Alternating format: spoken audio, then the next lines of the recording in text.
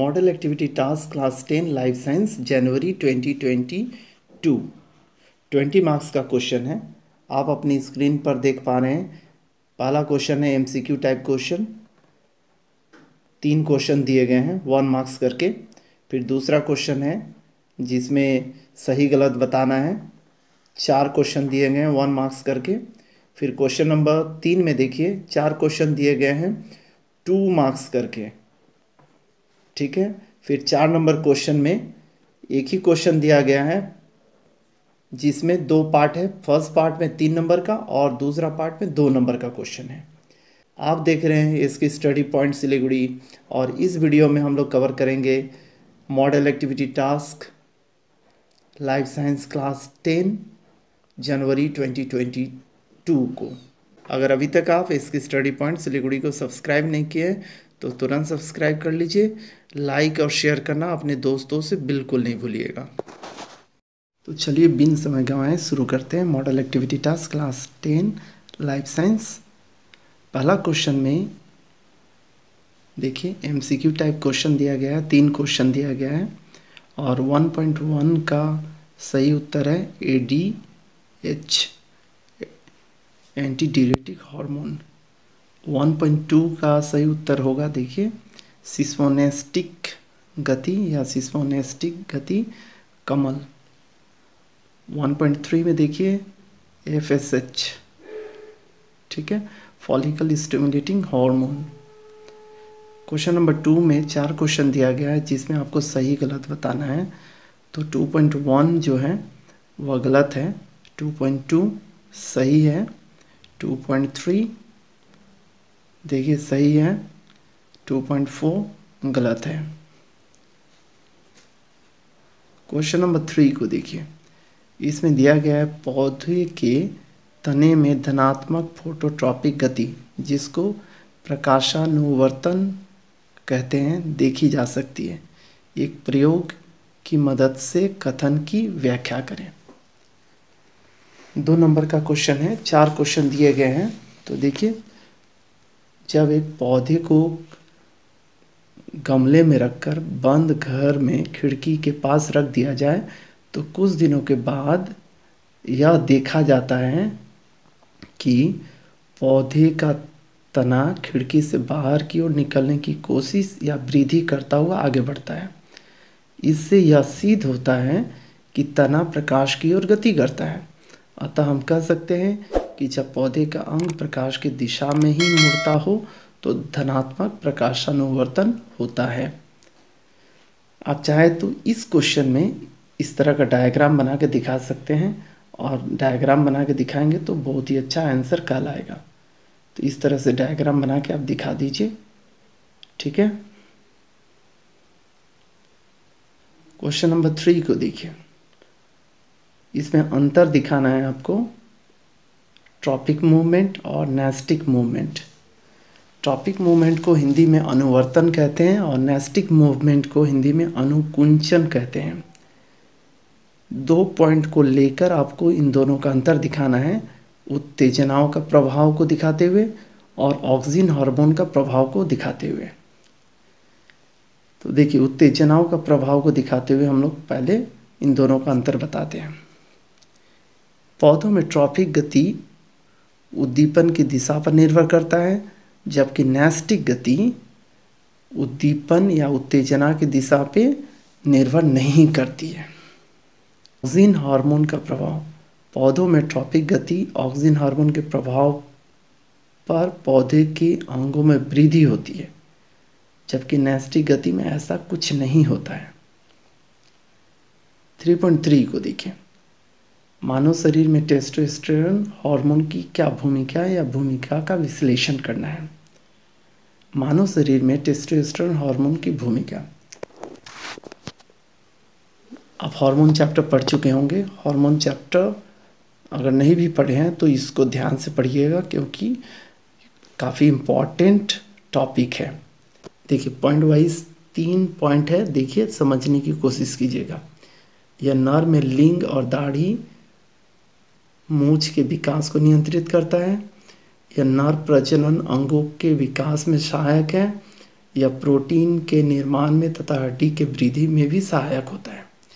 तो इसका मतलब क्या हो गया, टेस्टोस्टेरोन की अगर कमी है तो काफ़ी सारी समस्याएं एक लड़के में या एक पुरुष में हो सकती हैं। 3.4 को देखिए, जिबरेलिन हार्मोन के स्रोतों का उल्लेख कीजिए। जिबरेलिन हार्मोन परिपक्व बीज, अंकुरित बीज, बीजपत्र तथा कलियों के अंदर उत्पन्न होता है। आगे बढ़ते हैं, क्वेश्चन नंबर 4 को देखते हैं। लास्ट क्वेश्चन है। क्वेश्चन नंबर 4 में 2 पार्ट दिया गया क्वेश्चन। पहला पार्ट में दिया गया हार्मोन की प्रतिक्रिया नियंत्रण तंत्र की चर्चा कीजिए, मतलब feedback control mechanism of hormone को एग्जाम्पल के जरिए आपको बताना है या समझाना है। और दूसरा पार्ट जो है उसमें इंसुलिन और ग्लूकागन की क्रियाएं प्रकृति में विरोधी हैं, दोनों अपोजिट है। इस चीज़ को आपको व्याख्या करना है। तो 5 नंबर का क्वेश्चन है, देखिए ध्यान से समझिएगा। हार्मोन के प्रतिक्रिया नियंत्रण तंत्र की चर्चा। विभिन्न ग्रंथियों द्वारा जारी हार्मोन का समय और मात्रा एक तंत्र द्वारा नियंत्रित होता है, जिसे हार्मोन का प्रतिक्रिया तंत्र कहा जाता है या हार्मोन फीडबैक नियंत्रण तंत्र कहा जाता है।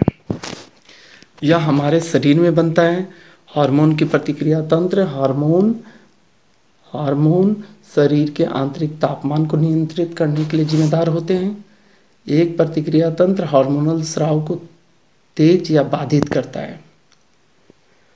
तो आप इतना लिख सकते हैं, चाहे तो इसको छोटा करके केवल परिभाषा तक लिख लीजिए। उसके बाद में इस चीज़ को तो बताना आपको बहुत ज़रूरी है।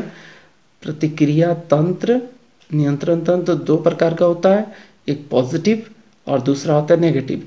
सकारात्मक प्रतिक्रिया नियंत्रण तंत्र और नकारात्मक प्रतिक्रिया नियंत्रण तंत्र। उदाहरण के तौर पर, क्योंकि क्वेश्चन में बोला है तो आपको बताना जरूरी है, तो नेगेटिव फीडबैक मैकेनिज्म जो होता है उसका एक उदाहरण देख लीजिए। जब रक्त शर्करा का स्तर बढ़ जाता है, रक्त में, ठीक है, खून में, रक्त में शर्करा का स्तर, शुगर का स्तर बढ़ जाता है, तो अग्नाशय अधिक मात्रा में इंसुलिन का उत्पादन करता है। ठीक है, तो अग्नाशय में बीटा सेल होता है, इजलेट ऑफ लैंगरहैंस में, वहाँ से उत्पादन होता है इंसुलिन का। तो इंसुलिन ग्लूकोज के स्तर को कम करने लगता है। इसी तरह जब रक्त में शर्करा का स्तर सामान्य से गिर जाता है, मतलब कम हो जाता है, तो अग्नाशय में दूसरा और एक सेल होता है जो इजलेट ऑफ लैंगरहैंस में पाया जाता है, वह है अल्फा। वहाँ से ग्लूकागोन का उत्पादन शुरू हो जाता है ज़्यादा मात्रा में। वह क्या करता है, रक्त में ग्लूकोज के स्तर को बढ़ाने के लिए अधिक ग्लूकागन का उत्पादन करता है।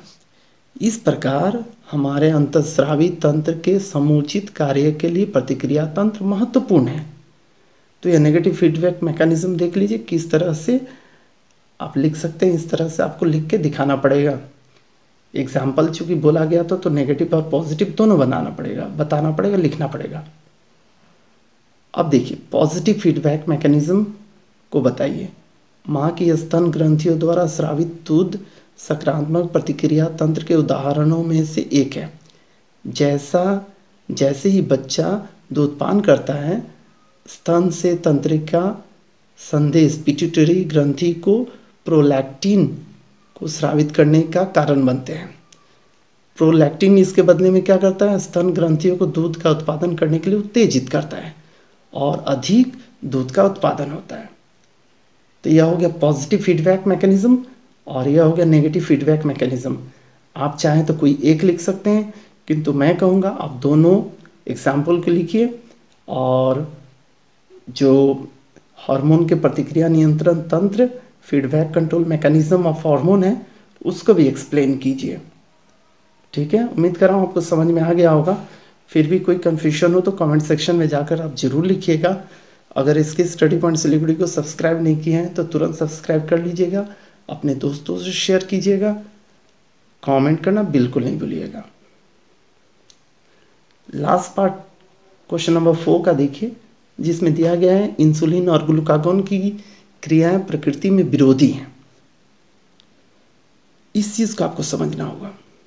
अग्नाशय के इजलेट ऑफ लैंगरेंस नामक अंतःस्रावी ग्रंथि से स्रावित होने वाले इंसुलिन और ग्लूकागॉन हार्मोन एक दूसरे के विरोधी प्रकृति वाले हार्मोन हैं।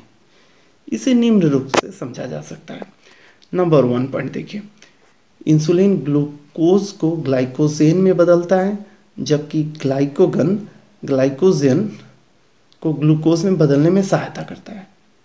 देख रहे हैं, एक दूसरे का अपोजिट है। नंबर 2, इंसुलिन रक्त में कोलेस्ट्रॉल की मात्रा को नियंत्रित करता है, जबकि ग्लूकागॉन रक्त में कोलेस्ट्रॉल की मात्रा को बढ़ाता है। अतः हम कह सकते हैं कि इंसुलिन और ग्लूकागॉन की क्रियाएं प्रकृति में विरोधी हैं। तो उम्मीद कर रहा हूँ आपको इसके स्टडी पॉइंट सिलीगुड़ी का class 10 model activity task life science जनवरी 2022 समझ में आ गया है। फिर भी कोई भी कंफ्यूजन हो, कोई भी पॉइंट्स और चाहिए तो आप कमेंट सेक्शन में लिखिएगा।